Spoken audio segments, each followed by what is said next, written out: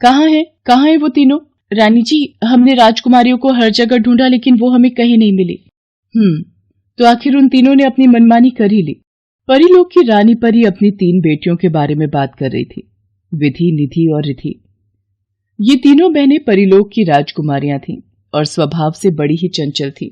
तीनों के पास बड़ी ही खास जादुई शक्तियां थीं, लेकिन फिर भी उन तीनों के मन में एक इच्छा थी जिसे पूरा करने के लिए उन्होंने परीलोक का सबसे अहम नियम तोड़ा था। नहीं, परीलोक से बाहर जाने की इजाजत किसी को नहीं है। माँ, हम वादा करते हैं कि इंसानों के सामने अपनी शक्तियों का इस्तेमाल नहीं करेंगे। हमें बस एक बार इंसानों के बीच जाना है, उनकी दुनिया देखनी है। हम जानना चाहते हैं कि बिना जादू के आखिर वो कैसे रह पाते हैं। नहीं, बिना कोई शरारत किए तुम तीनों का एक दिन नहीं गुजरता। और वैसे भी तुम लोग इंसानों के बारे में जानती क्या हो? भले ही उनके पास हमारी तरह जादुई शक्तियां ना हो, लेकिन फिर भी वो बहुत खतरनाक है। अगर किसी को भी तुम्हारी असलियत पता चल गई, पता नहीं वो लोग तुम्हारे साथ क्या करेंगे। वो कुछ नहीं कर पाएंगे माँ, मान जाइए, बस एक दिन के लिए जाने दीजिए हमें।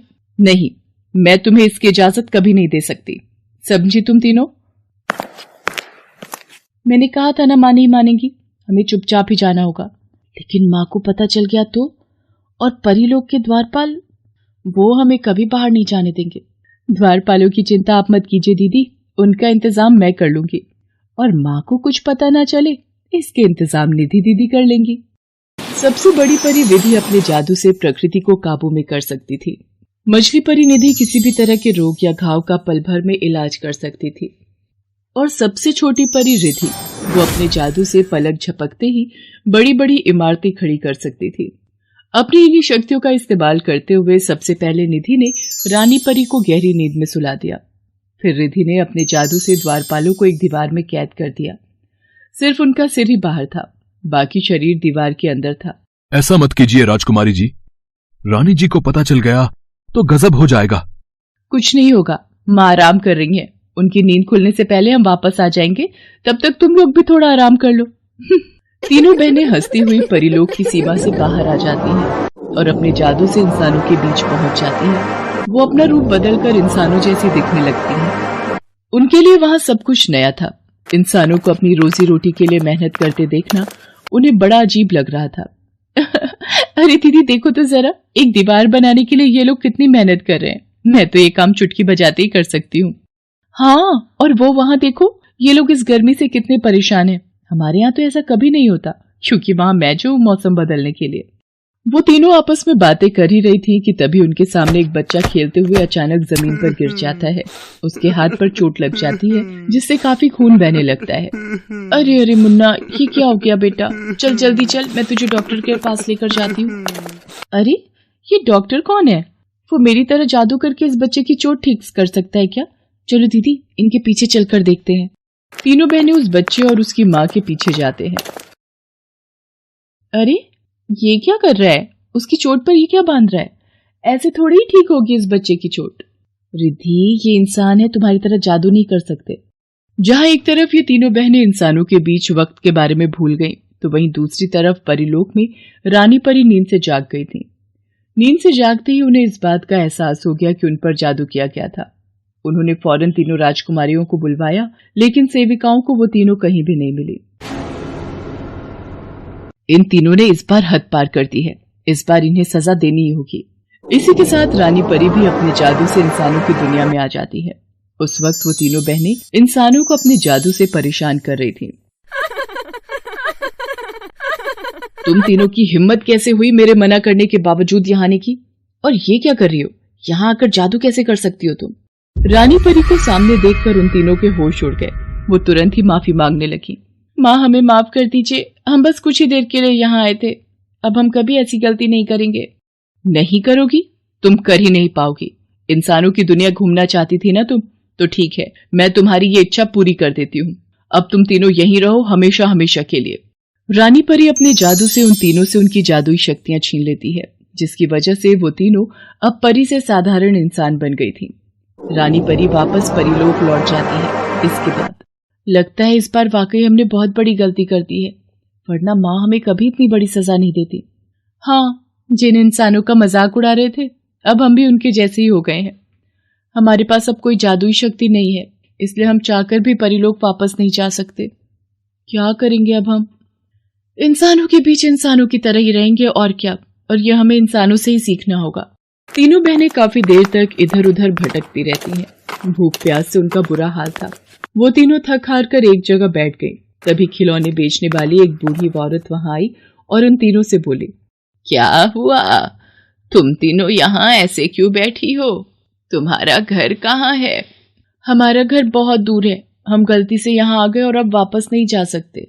अच्छा, तो खो गई हो। तुम चिंता मत करो, मेरे साथ चलो।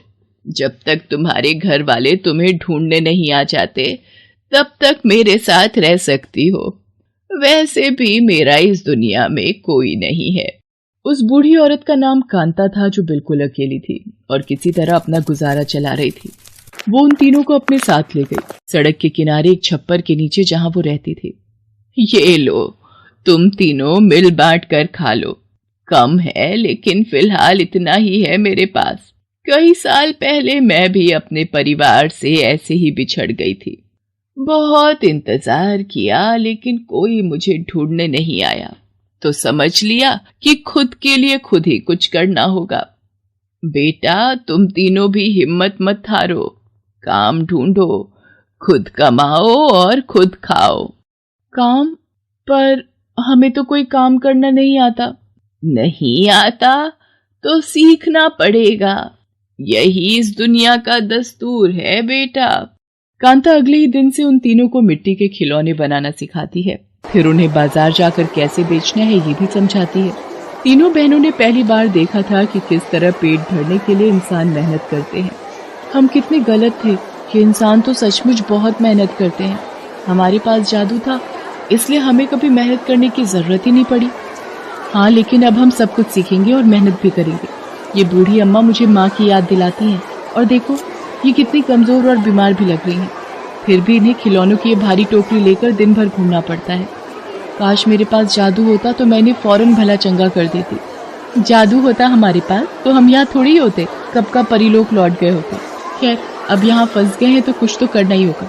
चलो मिट्टी के खिलौने बनाते हैं, वो भी बिना जादू के। तीनों बहनें पूरे मन से मिट्टी के खिलौने बनाने के काम में लग जाती हैं और कुछ ही दिनों में बहुत बढ़िया खिलौने बनाने लगती हैं। वो कांता को बाजार भी नहीं जाने देती, बल्कि अब उन्होंने सारा काम आपस में ही बांट लिया था। सच तो ये था कि अब मेहनत करना उन्हें अच्छा लग रहा था।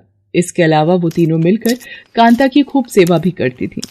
जुग जुग जियो मेरी बच्चियों, भगवान ने पूरी जिंदगी संघर्ष करवाया, लेकिन तुम तीनों से मिलवा कर उस संघर्ष का इनाम भी दे दिया मुझे। बचपन में सोचती थी कि परियां कैसी होती होंगी।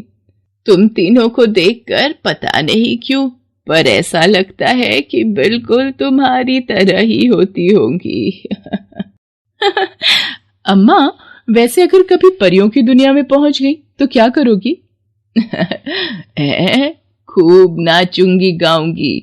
तुझे पता है, बचपन से मैं हमेशा यही सोचती रहती थी कि मैं एक परी हूँ और परियों की दुनिया में घूम रही हूँ। सपना था ये मेरा। कांता की बात सुनकर तीनों बहनें एक दूसरे को देखकर मुस्कुराने लगती हैं। सब कुछ पटरी पर था। वो तीनों अब कांता के साथ खुश रहने लगी थी, साथ ही अब उनका स्वभाव भी बहुत बदल गया था। फिर एक दिन, बस मेरी बच्चियों, तुम्हारी सजा पूरी हुई। तुमने यहाँ रहकर खुद में जो बदलाव किए हैं वो काफी हैं तुम्हारे पश्चाताप के लिए। मुझे खुशी है कि तुमने यहाँ रहकर इंसानों से इतना कुछ सीखा।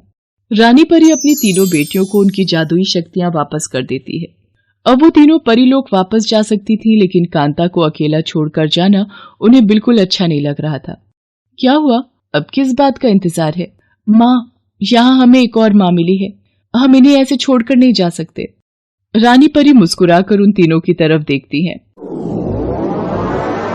और फिर अपने जादू से कांता को भी एक परी बना देती है। तीनों बहनों ने अपना जादू वापस पा लिया था और इंसानों की दुनिया भी खूब अच्छे से देख ली थी, और अब बारी थी कांता के परीलोक घूमने की। Best buddies. Hello friends, thanks for watching this video.